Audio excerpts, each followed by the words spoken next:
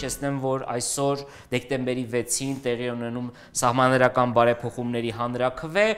շատ գործիչներ ասում են, որ սա ոչ թե բարեփոխում է, այլ սա ուղղակի հարված է պետականության հիմքերին, սա լրիվ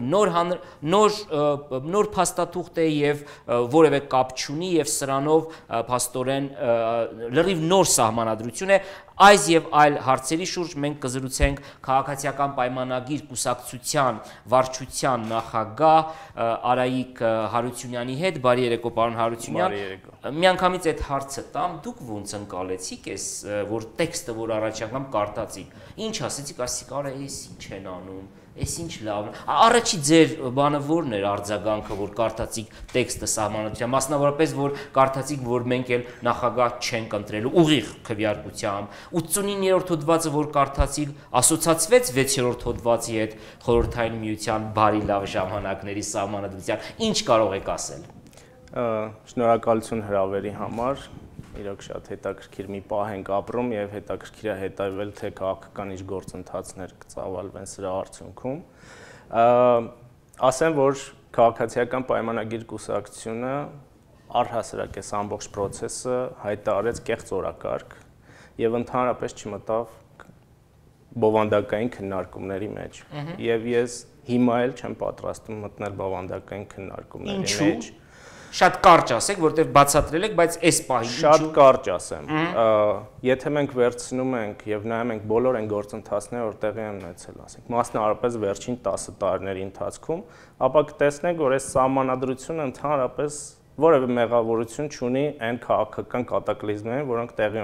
տեղի են ունեցել Հայաստանի Հանրապետությունում, այսինքն սահմանադրությունը որպես այդպեսին առհասարակ չի գործել։ Հիմա եկեք ներկայիս գործող սահմանադրությունը վերցնենք ու բոլոր հոդվածներով անցնենք, կտեսնենք, որ այս սահմանադրության բոլոր հոդվածները խախտվել են։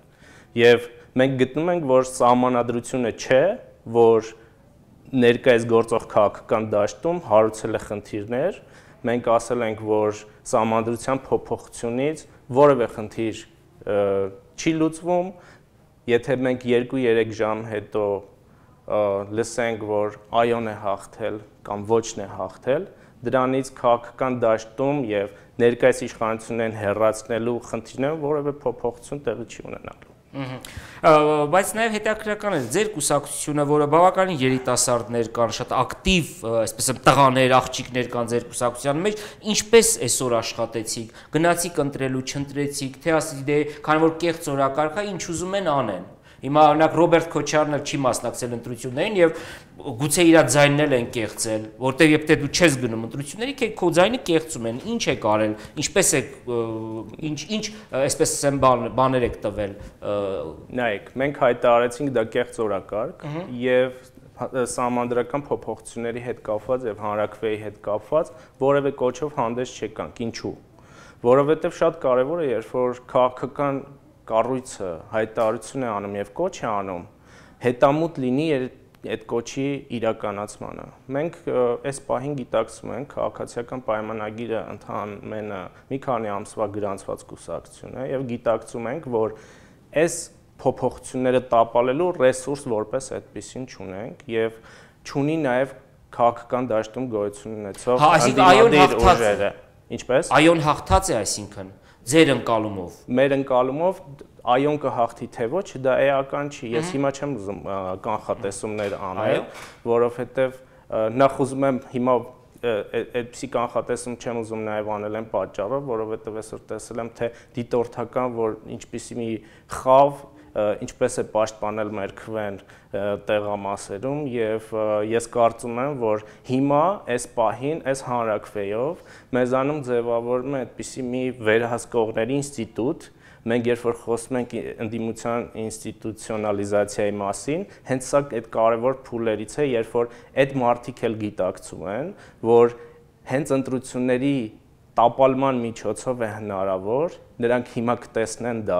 այս հանրաքվեի վերահսկողության ընթացքում, որ հնարավոր է հետևողական աշխատանքի դեպքում տապալել այդ ընտրությունները։ Ինչ են արել մեր անդամները, կուսակցության անդամներն ու համախոհները, ես որքան գիտեմ, այդպես իմ դիտարկումով, ես անձամբ դեմ եմ քվեարկել այս սահմանադրությանը։ Գիտեմ, որ կուսակցության մեծամասնությունը մասնակցել է քվեարկությանը եւ դեմ է քվեարկել, բայց կոչով հանդես չի եկել իմ ասած պատճառներով։ Այսինքն, երբ որ դու մարդկանց ասում ես գնացեք դեմ քվեարկեք, մարդը գնում է դեմ է քվեարկում, դա նշանակում է, որ դու իր դեմը պետք է պաշտպանես, բայց քանի որ այս պահին դու որպես ինստիտուտ ձևավորված չես եւ չես կարող ամբողջ 2000 տեղամասում պահել այդ ձայները, դա նշանակում է, որ հաջորդ օրը դեկտեմբերի 7-ին մարդը կարող է գա մեզ ասել, եղբայր, դու ինձ ասեցիր գնա դեմ քվեարկի, ես գնացել եմ դեմ եմ քվեարկել,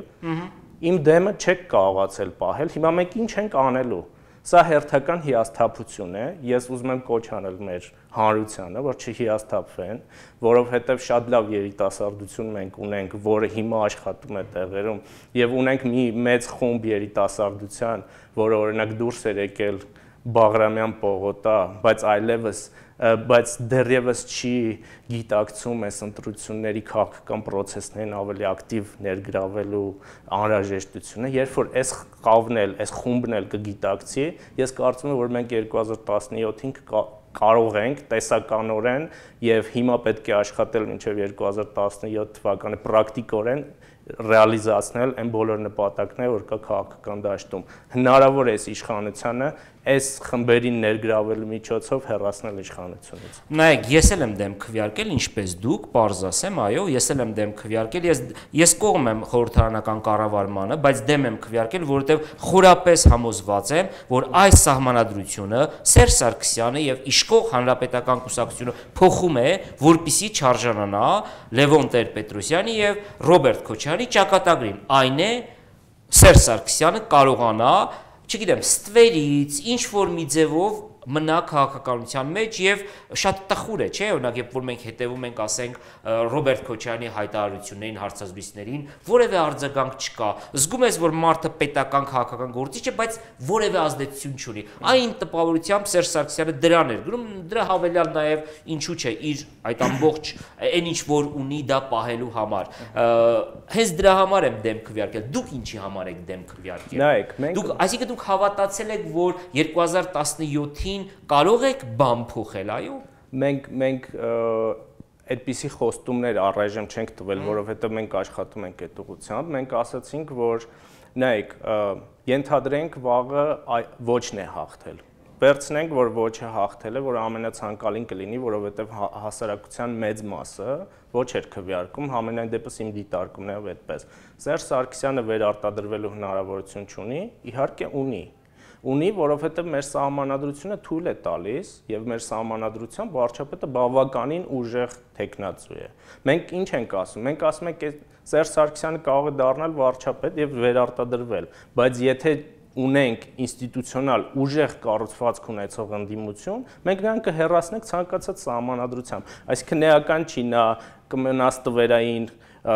ուրեմն ղեկավար, թե կգա վարչապետ, թե ինչ որ ձևով դիկտատորական ռեժիմ կհաստատի եւ կշարունակի մնալ նախագահ, դրանից ընդդիմության խնդիրները չի փոխվում, այլ ընդհակառակը ունես ինստիտուցիոնալ ընդդիմություն, ունես ուժեղ կառույց, որը կվերահսկի ընտրությունները, որը կունենա թիմ, որը կարողանա ստանձնել պատասխանատվություն եւ հասկանալի ծրագիր, կկարողանա վերցնել իշխանությունը, ես դրանում ընդհանրապես չեմ կասկածում։ Եվ վերջին հարցը, ձեզ մոտ ձեր կուսակիցների մոտ մտահոգություն չկա, որ 2017 թվականին լինելու այն ինչ որ եղել է նախկին ընտրություններում հանրապետական կուսակցությունը եւ նրան, այսպես ասեմ,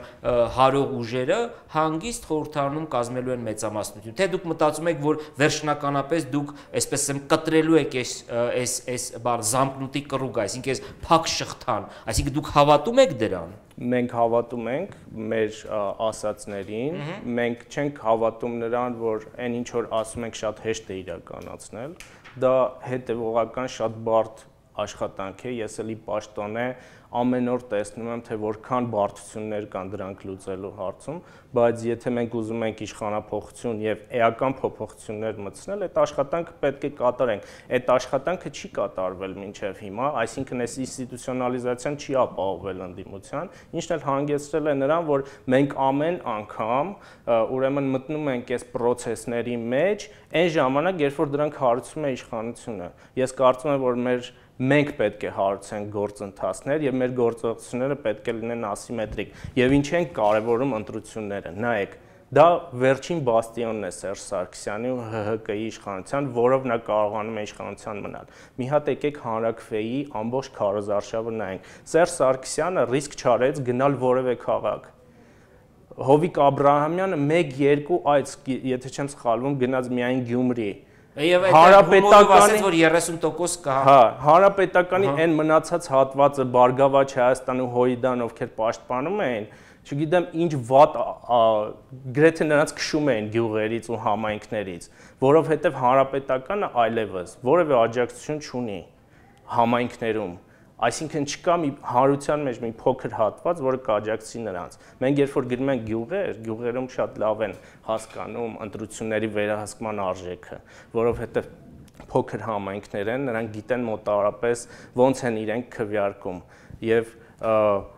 նրանք ամեն անգամ այդ հարցն են տալիս, ասում են հարգելի քաղաքական ուժի ներկայացուցիչներ, մենք միշտ ճիշտ ընտրություն ենք կատարում, բայց նախագահական ընտրություններին բոլորին մենք ձայնը տվել ենք ընդդիմությանը։ Դուք կարողանում եք կառուցվածք ստեղծել, որպեսզի գաք Կուրթանում, Քարակերտում, Նորաշենում, չգիտեմ, Խաչիկ գյուղում պահել իմ ձայնը։ Եթե կգաք կպահեք, ես էլ ձեզ կօգնեմ այդ գործում, որպեսզի դուք կարողանաք հաջողության հասնել։ Բայց մենք անընդհատ մարդկանց ասում ենք, նաև այս հանրաքվեին, եկեք ընտրության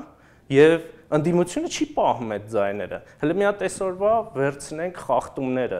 Տեսեք ընտրական հանձնաժողովներում ներկայացված ընդդիմության ներկայացուցիչները գրեթե ոչ միտեղ չեն արձագանքում։ Գրեթե ոչ միտեղ։ Միտեղ էլ ցույց տվեցին, որ ընդդիմության ներկայացուցիչ հանձնաժողովի նախագահի պարագայում, ուրեմն ժողովուրդ թերթի լրագրողը կարողացավ ժողովուրդ թերթի գլխավոր խմբագրի ID-ով քվեարկել։ Եղբայր, եթե դու չես կարողանում քո ընդդիմադիր ներկայացչով վերահսկես ընտրական գործընթացը, ինչ ես մարդկանց ավելորդ հույսեր տալի, ասում ես դու գնա ոչ քվեարկի, բայց չես կարողանալ այդ ձայնը։ Այս հուսահատությունից խուսափելու համար է նաև, որ մենք նման խոստումներ չենք տալի, առայժմ չենք տալիս։ Մենք ձգտում ենք ձևավորել այդ կառույցը, որի պարագայում միանշանակ շաբաթների խնդիր կլինի այս իշխանությունների հարցը լուծելը։ Ես շատ գովելի է ձեր այդ նկարագրած այս սցենարը, պարզապես ես չեմ պատկերացնում ինչպես է հնարավոր իշխանություն զավթած ուժին իշխանությունից հեռացնել սահմանադրական ճանապարհով։ Նայեք, ես էլ կողմնակից կլինեի դրան, ես էլ եմ համարում լրիվ ճիշտ եք ասում, որ մարդը ընտրում է X մարդուն, նախագահ դառնում Y-ը, ես համաձայն եմ, բայց մեխանիզմը չեմ տեսնում, որ ոչ սահմանադրական ճանապարհով իշխանությունը զավթած, վերցրած, ինչ բառ ուզում ենք ասենք, դա էական չէ, դուք ուզում եք սահմանադրական ճանապարհով, սա մի քիչ դժվար եմ պատկերացնում, բայց ես հաջողություն եմ մաղթում։ Եկեք ձևավորենք 6000 հոգանոց մի հատ թիմ, որը մահապարտների գումար տակ հավանաբար։ Պետք չի զոհվել, պետքա պարզապես այդ օրը պատասխանատվությամբ աշխատել։ Եկեք այդ 6000 հոգանոց թիմը ձևավորենք 3-ական յուրաքանչյուր տեղամասում եւ ես ձեզ հավատացնում եմ, որ հնարավոր է պահել այն ձայները, որը տվել են ընդդիմությանը։ Եթե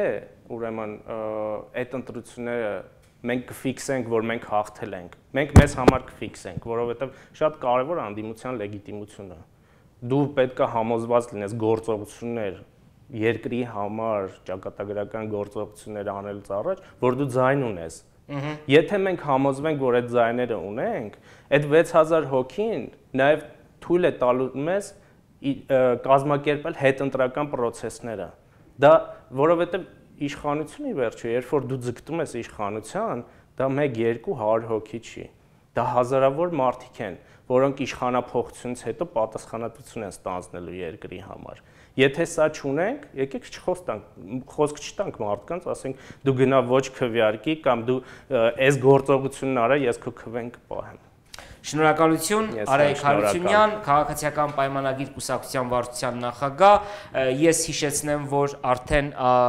մոտենում է այն ժամը կամ արդեն գուցե մոտեցել է, երբ որ պետք է ընտրատեղամասերը փակվեն եւ քիչ հետո կսկսվի հաշվարկի գործընթացը եւ մենք կիմանանք, թե ինչպես են քվեարկել Հայաստանի քաղաքացիները, թեև պիտի նաև նշենք, որ Հայաստանի քաղաքացիների ընտրությունը այդքան էլ կարևոր նշանակություն չի ունեցել եւ մենք պարբերաբար ունեցել ենք կեղծված նախագահական, խորհրդարանական, ինչու ոչ նաև հանրաքվեի ընտրություններ եւ նաև ամփոփելով, քանի որ այսօր իմ վերջին հյուրն էր այսօրվա տաղավարում, ես հիշեցնեմ, որ Հայաստանը առաջին անգամ սահմանադրություն ընդունել է 95 թվականին, 1995 թվականին, մենք այդ 4 տարիները անկախությունից հետո առաջնորդվում ենք 90 թվականին ընդունված անկախության հռչակագրով եւ սահմանադրական, ենթասահմանադրական ակտերով, տարբեր օրենքներով 95-ին մենք ընդունեցինք նախագահական կառավարման համակարգ, որը համարվում էր, որ դա կարվել է Լևոն Տեր-Պետրոսյանի համար, հենց այդ շորով Լևոն Տեր-Պետրոսյանը, այսինքն այդ սահմանադրությամբ Լևոն Տեր-Պետրոսյանը 98 թվականին հայտնի ուժերի ճնշման տակ հեռացավ իշխանությունից, 2003 թվականին անցկացվեց սահմանադրական փոփոխությունների հանրաքվե, որը չանցավ, եւ 2005-ին տեղի ունեցավ արդեն նոյեմբեր ամսին հանրաքվե, որը անվանվեց ուրվականների հանրաքվե, որովհետեւ շատ ցածր մասնակցության պայմաններում 1.5 միլիոն ավելի մարդ ըստ պաշտոնական թվերի մասնակցել էր եւ 93%-ը այո էր քվեարկել։ Տեսնենք, թե ինչպիսի արդյունքներ կունենանք, որովհետեւ ինչպես նշեց մեր հյուրը քիչ առաջ, ես էլ այդ կարծիքին եմ, որ ըստ էության տիրում էր ոչի այսպես մթնոլորտը ամբողջ Հայաստանում, բայց մի բան է իրական Հայաստանը, մի բան է իշխանությունների Հայաստանը եւ մի բան է ընտրությունների արդյունքները։ Կրկին շնորհակալություն պարոն Հարությունյան։